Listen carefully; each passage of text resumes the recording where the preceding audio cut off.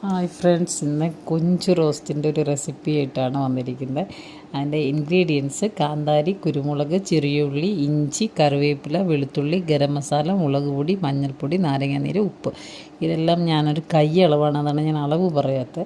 അപ്പോൾ ഇതെല്ലാം ഒരളവിന് ഇട്ടതിന് ശേഷം നിങ്ങൾക്ക് എത്രയാണോ കൊഞ്ച് കിട്ടുന്നത് അതിനനുസരിച്ച് അറിയായിരിക്കുമല്ലോ. എന്നിട്ട് ഇത് മിക്സിയിൽ അരച്ച് കുറച്ച് വെളിച്ചെണ്ണയും കൂടി ചേർത്തിട്ട് ഈ കൊഞ്ചിൽ പുരട്ടി നന്നായിട്ട് വയ്ക്കുക. കുറച്ച് സമയം അത് അരമണിക്കൂറുള്ളത് വച്ചിരിക്കുക. വച്ചിരുന്നതിന് ശേഷം എടുത്ത് തവയിലോ ചീനച്ചട്ടിയിലോ എണ്ണ ഒഴിച്ച് എണ്ണ ചൂടാകുമ്പോൾ ഇതിട്ട് വറുത്ത് കോരി മാറ്റിയതിന് ശേഷം വാഴയില ഉണ്ടല്ലോ, വാഴയില വാട്ടി അതിൽ ഈ വറുത്ത കൊഞ്ചെടുത്ത് വെച്ചിട്ട് അതിൽ സവാള നൈസായിട്ട് അരിഞ്ഞ് നമ്മുടെ പച്ചമുളക് നെടുകെ കീറി കുറച്ച് നാരങ്ങ നീരും പിഴിഞ്ഞ് അതിനെ പൊതിഞ്ഞ് തവയിലോ ചീനച്ചട്ടിയിലോ മൺചട്ടിയിലോ ഒക്കെ അടച്ചു മൂടി ആവിയേറ്റ് പൊള്ളിച്ചെടുത്ത് കഴിഞ്ഞാൽ ഭയങ്കര ടേസ്റ്റി ആയിട്ടുള്ളൊരു ഡിഷാണ്. ഹെൽത്തിയുമാണ്. സീ ഫുഡ് ഇഷ്ടമുള്ളവർക്ക് വൺസ് ഇൻ എ വൈൽ അതുണ്ടാക്കി കഴിക്കാവുന്നതാണ്. പിന്നെ മീനിനൊക്കെ എനിക്ക് ഭയങ്കര മീൻ ഷോർട്ടേജ് ഉണ്ട്, വില കൂടുതലാണ്. ഇവിടെ ഒരു സ്ഥിരം വരുന്ന ഒരു ചേച്ചി കൊണ്ടുവന്ന് നിർബന്ധിച്ച് കൊണ്ടുവന്നതാണ്.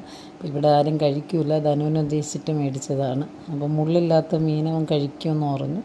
കഴിക്കും. കണവ, ചൂര, അങ്ങനെയൊക്കെ ഒന്ന് രണ്ടായിട്ടേ കഴിക്കുകയുള്ളൂ. ഇത് മുമ്പ് കഴിച്ചിരുന്നു, പക്ഷേ അതിലിപ്പം മറന്നുപോയി എൻ്റെ രുചിയൊക്കെ.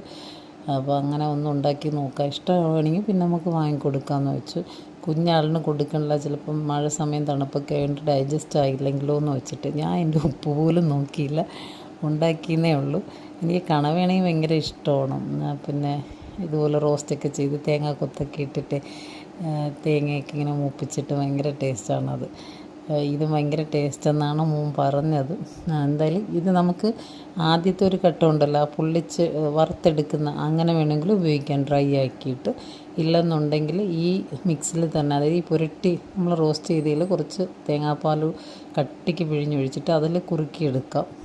അതിൽ തന്നെ അങ്ങ് തിക്കായിട്ട് ഒരു ഗ്രേവി പോലെ റോസ്റ്റ് ചെയ്തെടുക്കാം. ഇല്ലെങ്കിൽ ഞാൻ ഈ പറഞ്ഞ അങ്ങനെ 2-3 രീതിയിൽ നമുക്കിത് ഉണ്ടാക്കാം. പിന്നെ എന്തൊക്കെയാണ്, മഴയുണ്ടോ? എല്ലായിടും മഴയാണോ? ഇതിൻ്റെ കൂടെ ഞാൻ എടുത്തത് ചമ്മന്തിയാണ്. തേങ്ങയും പിന്നെ ഉപ്പിലിട്ട മുളക്, മാങ്ങയുണ്ടല്ലോ, ഉപ്പും മാങ്ങയും ഇഞ്ചിയും കാന്താരിയൊക്കെ വെച്ചിട്ടൊരു ചമ്മന്തി. വേറെ ഒഴിക്കാനും ഒന്നും എടുത്തില്ല.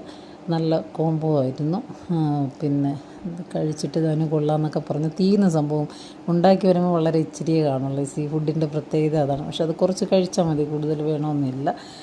നിങ്ങൾക്ക് ട്രൈ ചെയ്യാൻ നോക്കാവുന്നതാണ്. പിന്നെ നല്ല ടേസ്റ്റ്. നമുക്ക് ഞാൻ കഴിച്ചില്ല, പക്ഷെ കഴിച്ചിട്ട് പറഞ്ഞു.